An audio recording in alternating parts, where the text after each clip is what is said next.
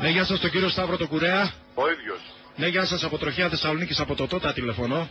Ναι. Λέγομαι Καπαγιαννίδης. Ναι, κύριε Καπαγιαννίδη.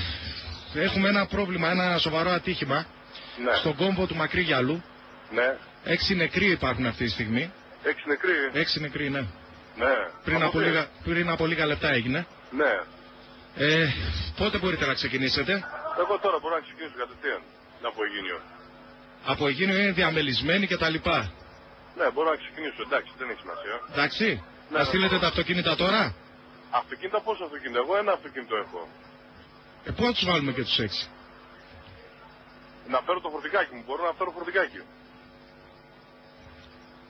Θα χωρέσουμε και οι 6 στο φορτικάκι. Ξέρω εγώ. Μ' ακούτε? Έχουμε ταραχτεί, ναι, σας ακούω. Ναι, ναι. Να επικοινωνήσω και με γραφείο της Κατερίνης. Νομίζω ότι